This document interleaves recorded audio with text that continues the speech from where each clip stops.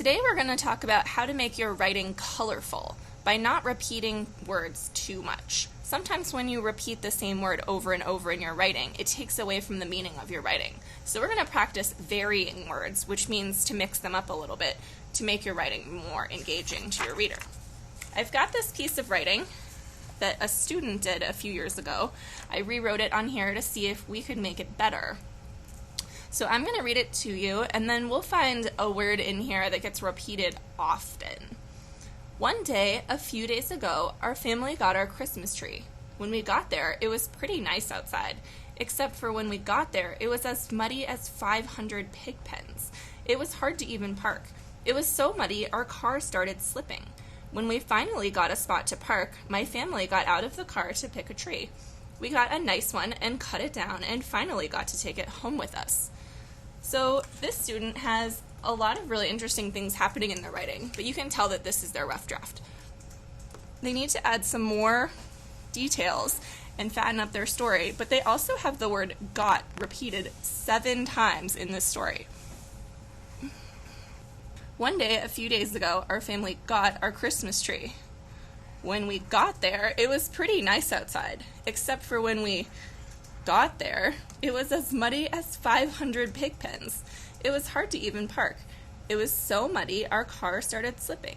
When we finally got a spot to park, my family got out of the car to pick a tree. We got a nice one and cut it down and finally got to take it home with us. So when this student revised their writing, they did a great job of replacing some of these words. So we're going to do that together to see if we can improve this writing. So some resources that you have are using a thesaurus. If you don't have a book thesaurus at home, you can always use thesaurus.com to find synonyms.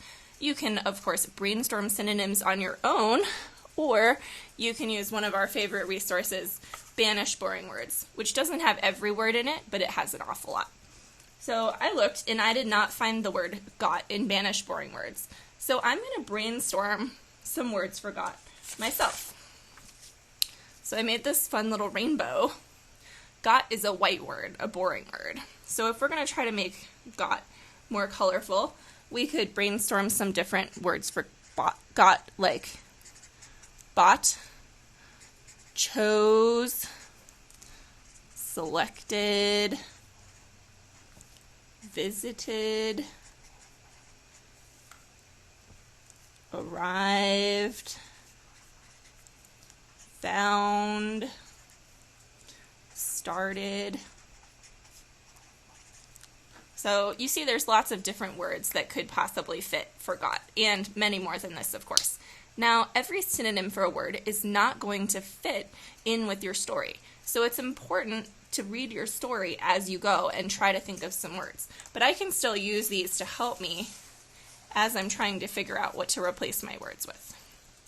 So, one day, a few days ago, our family got our Christmas tree. So I think here I'm going to replace got with chopped down. And I just crossed out got after I'd already circled it and found it to replace it with chopped down. One day, a few days ago, our family chopped down our Christmas tree. Yep, that makes sense. I'm rereading it to make sure that it makes sense. When we got there, I'm going to put when we drove there, because in this story we haven't actually gotten there yet. So I think that this is kind of showing on the way there. When we drove there, it was pretty nice outside, except for when we arrived there. It was as muddy as 500 pig pens. So I think arrived is a much more precise word here, because we're talking about when we first get to the Christmas tree park. It was hard to even park. It was so muddy our car started slipping. When we finally got a spot to park. So I think in this case I'm going to chop out part of this sentence, and I'm just going to write parked. So you can do that too. You can rearrange words or get rid of other words, not just the word that you circled, to help it make more sense. When we finally parked, my family got out of the car to pick a tree. I think we can find a much more specific, precise word here too. So instead of got, I'm going to use the word leaped, because my family was really excited. If my family was like really sleepy and tired and bored of going, maybe I could have said like, my family stumbled sleepily out of the car to pick a tree, but that has a really different meaning. So I'm going to say, my family leaped excitedly out of the car to pick a tree. We got a nice one and cut it down. Let's see. Let's put selected here. We selected a nice one and cut it down and finally got to take it home with us. And it's okay to leave one or two of your words that are repeated in there. So I think it makes sense, and I'm going to leave my last got because now it's not repeated, it's just one got. So I'm going to go back and reread my whole story and make sure that it makes sense. One day, a few days ago, our family chopped down our Christmas tree. When we drove there, it was pretty nice outside, except for when we arrived there, it was as muddy as 500 pig pens. It was hard to even park. It was so muddy, our car started slipping. When we finally parked, my family leaped excitedly out of the car to pick a tree. We selected a nice one and cut it down and finally got to take it home with us. I think that story is a lot better now. What do you think? So today, you are going to be working on your 5-part story, and I want you to find 1 or 2 words in your story as you're revising that are repeated many times. You're going to circle those words just like we did here, and then you're going to try to replace them with something else.